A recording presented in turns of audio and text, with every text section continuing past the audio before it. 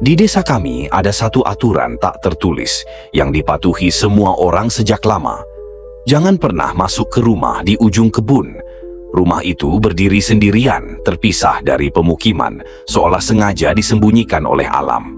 Dikelilingi pohon pisang tua, bambu yang tumbuh rapat, dan semak berduri, rumah itu seperti ditelan waktu.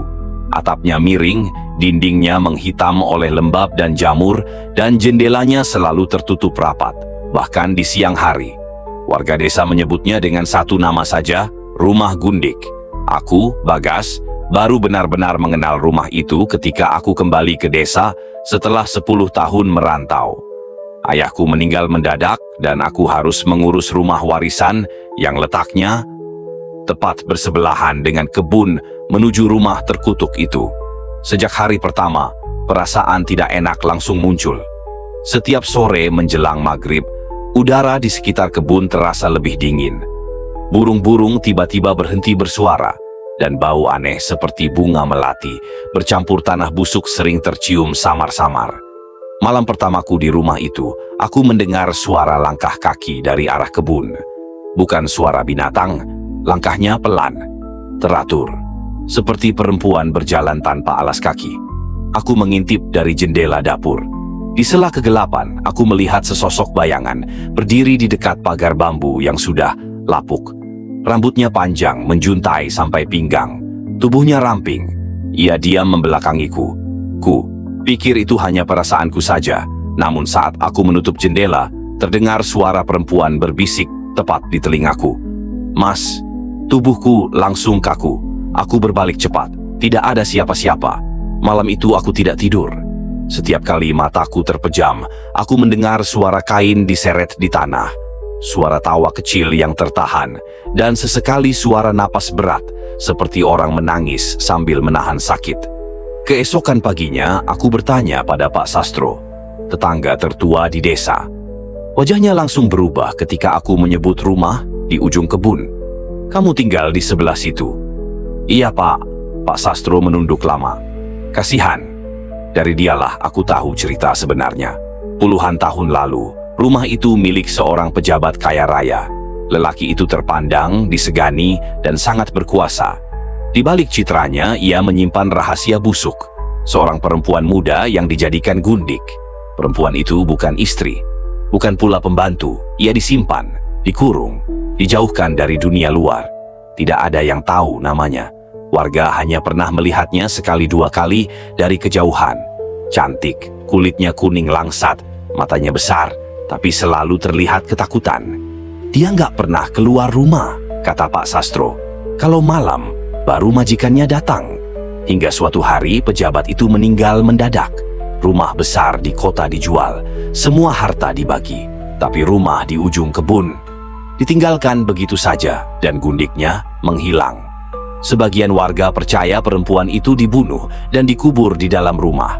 Sebagian lain yakin ia mati perlahan karena kelaparan. Tidak ada yang berani memastikan. Sejak itu, gangguan dimulai.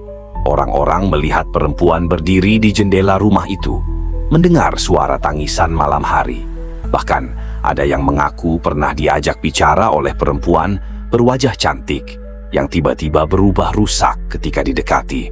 Aku mulai percaya cerita itu ketika mimpi-mimpi aneh datang. Dalam mimpi, aku selalu berada di dalam rumah tua itu. Dindingnya penuh bercak darah. Di tengah ruangan, seorang perempuan duduk bersimpuh, punggungnya menghadapku. "Mas, sini." Saat ia menoleh, wajahnya lebam, matanya hitam, dan lehernya penuh bekas cekikan. Aku terbangun dengan tubuh basah, keringat, dan bau melati menyengat di kamar. Sejak mimpi itu, aku merasa tidak pernah benar-benar sendirian. Saat mandi, ada bekas tangan di cermin. Saat makan, terdengar suara sendok lain. Saat tidur, kasur terasa ditekan dari sisi lain. Dan yang paling membuatku takut, bayanganku di cermin sering tersenyum lebih dulu sebelum aku tersenyum. Malam Jumat Kliwon menjadi titik awal kehancuranku. Hujan turun deras. Angin membuat pohon bambu di kebun beradu satu sama lain, menimbulkan suara berdecit seperti jeritan. Listrik padam. Desa tenggelam dalam gelap. Saat itulah aku mendengar suara pintu kayu dibuka. Bukan pintu rumahku. melainkan pintu rumah Gundik. Entah kenapa tubuhku bergerak sendiri. Kakiku melangkah ke kebun, menembus hujan tanpa rasa takut. Seolah ada yang menuntunku. Pintu rumah itu terbuka lebar. Di dalamnya lampu minyak menyala redup. Padahal rumah itu sudah puluhan tahun kosong. Aku masuk. Udara di dalam dingin menusuk tulang. Bau busuk bercampur wangi melati membuat kepalaku pusing. Di dinding aku melihat goresan kuku. Panjang, dalam, dan jumlahnya ratusan. Lalu aku melihatnya. Perempuan itu berdiri di tengah ruangan. Kebayanya robek. Rambutnya kusut. Kulitnya pucat kehijauan. Matanya menatapku penuh rindu dan kebencian. "Kamu datang," katanya pelan. Akhirnya, aku mencoba mundur tapi pintu menutup sendiri. Aku menunggu lama, lanjutnya. Sendirian, dikunci, dilupakan. Ia menunjuk ke sudut ruangan. Di sana, lantai tanah terlihat lebih rendah. Ada tulang belulang manusia yang separuh terkubur. Tengkoraknya retak. Tulang lehernya patah. "Aku tidak mati," katanya lirih. "Aku dibunuh." Tiba-tiba aku mendengar suara lelaki tertawa. Suara berat, angkuh, penuh dosa. Bayangan lelaki itu muncul di belakang perempuan tersebut. Aku sadar saat itu, Gundik itu terikat pada arwah majikannya. Mereka terperangkap bersama dalam dosa yang sama. "Kami butuh pengganti," kata perempuan itu. Lelaki yang tinggal di samping rumahku. Tangannya meraih leherku. Aku merasakan cekikan kuat, dingin, dan penuh amarah. Nafasku terhenti. Mataku berkunang-kunang. Di telingaku terdengar bisikan, "Temani aku selamanya." Aku tidak tahu bagaimana aku selamat. Aku ditemukan warga pagi harinya di kebun.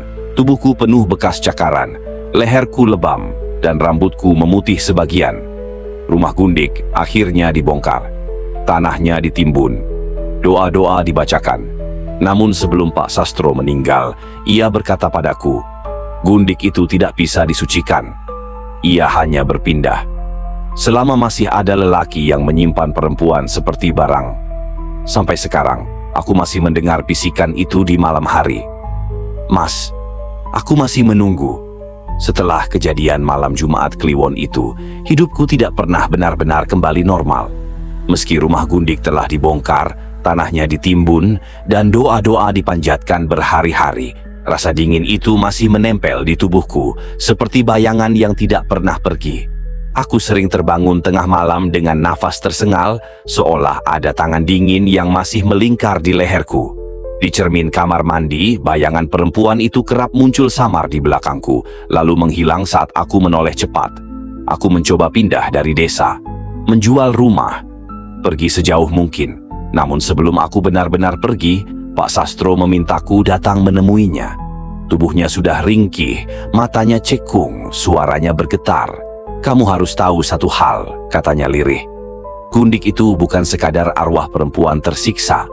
Ia lalu menceritakan rahasia terakhir yang selama ini disembunyikan warga desa. Perempuan itu tidak hanya disimpan, ia diikat dengan ritual. Majikannya, lelaki berkuasa itu, tak hanya ingin memiliki tubuhnya, tapi juga jiwanya.